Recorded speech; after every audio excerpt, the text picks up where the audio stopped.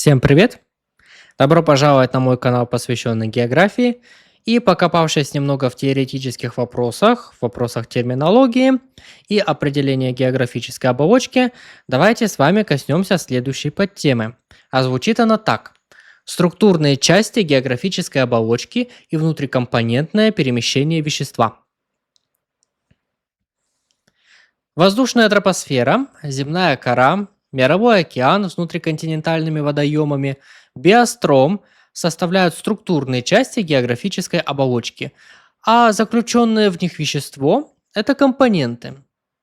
При всей несхожести, физическом различии структурных частей у всех есть одна общая, очень существенная для функционирования географической оболочки черта – это непрерывный процесс перемещения вещества.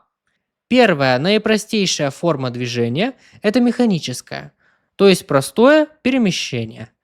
В разных структурных частях внутрикомпонентное перемещение вещества, обусловленное различными причинами, протекает с неодинаковой скоростью. Наиболее подвижная и скоростна воздушная тропосфера. Совершенно неподвижного приземного воздуха при безветрии не бывает. При скорости 500-700 см в секунду ветер принято считать умеренным. При 1200-1500 см в секунду – сильным. Свыше 2900 см в секунду – ураганным.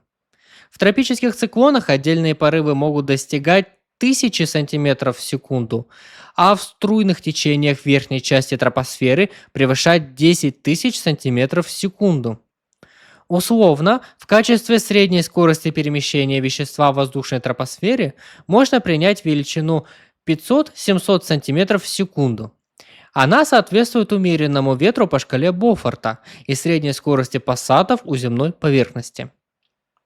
Боже мой, у вас тоже ухо заложило от вот этих скоростей? Ну почему? Почему здесь скорости даны в сантиметрах в секунду? Почему не в метрах?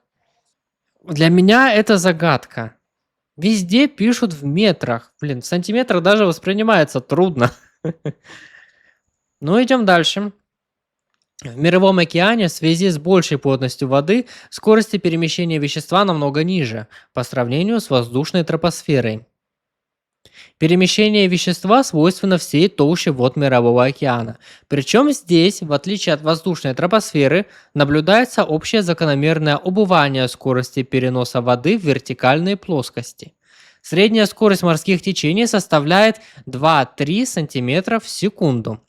Значительными средними скоростями выше 5 см в секунду обладают Гольфстрим и Куросио.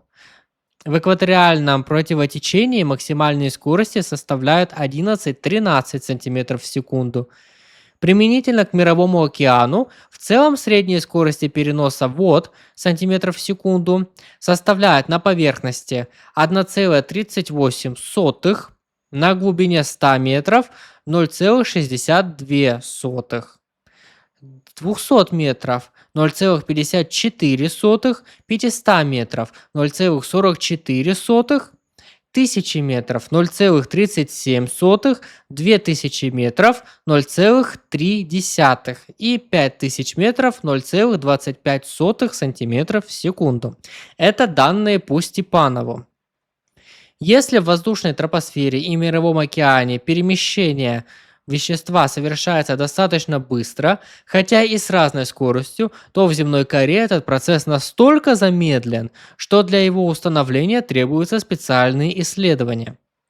Скорость перемещения вещества в земной коре измеряется миллиметрами и несколькими сантиметрами в год.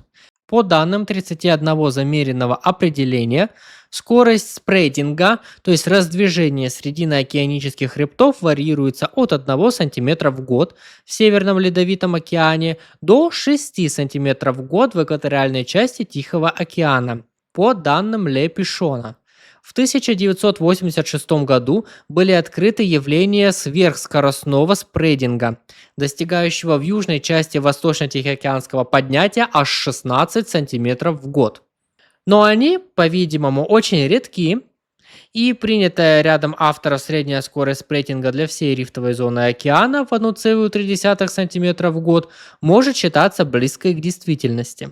Того же порядка инструментально установлена вертикальная скорость современных тектонических движений на континентах. При соотнесении переменного вещества на 1 см в воздушной тропосфере, мировом океане и земной коре с единицами времени получим соответственно сотые доли секунды, секунду в год. 3,16 умножить на 10 в седьмой степени секунд.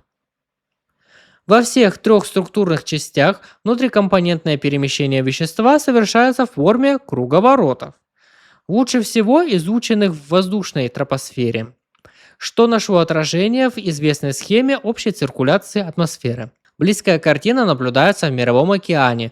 Глобальное перемещение поверхностных вод, в котором осуществляется с помощью незамкнутых крупномасштабных циркуляционных систем. Отдельные звенья таких систем, океанические течения, известны давно, но их сложная многослойная структура по-настоящему обрисовывается только сейчас. Открытие мощных экваториальных поверхностных противотечений, океанических вихрей, установление меандрирования поверхностных течений и так далее. Круговороты вещества в земной коре находят объяснение в стройной гипотезе новой глобальной тектоники или тектоники литосферных плит. Она исходит из того, что литосфера и астеносфера образуют взаимодействующую систему по обмену веществом.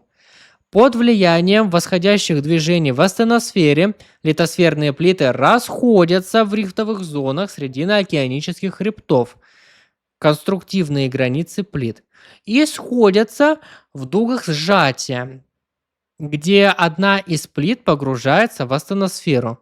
Это деструктивные границы плит. Тектоника литосферных плит, хотя и имеет свои нерешенные вопросы, положительно воспринята подавляющей частью геологов, а геоморфологи делают из нее далеко идущие выводы о генезисе мегарельефа земной поверхности. Во всех структурных частях перемещения вещества протекают в двух направлениях – горизонтальном и вертикальном. Они не противостоят друг другу, а представляют разные отрезки одного и того же круговорота. Биостром – четвертая структурная часть географической оболочки, имеет много специфических черт. Интересно, что биосферу называют биостромом. То есть автор в написании материала указывает только область максимальной концентрации жизни, не беря в расчет всю биосферу. Итак, биостром – это живой покров Земли, свойственный тонкой контактной зоне трех предыдущих структурных частей географической оболочки. Горизонтальное перемещение вещества осуществляется здесь путем размножения. Растекание размножением, растекание жизни по Вернадскому протекает с необычной скоростью. Энергию растекания жизни Вернадский называет геохимической энергией жизни, а сам процесс этот уподобляет процессу растекания газа. Круговороты, как форма перемещения вещества, присущи и биострому, но здесь они приобретают свои особенности. Горизонтальный круговорот представлен триадой рождение, размножение, гибель, ну и, соответственно, разложение. Вертикальный – процессом фотосинтеза.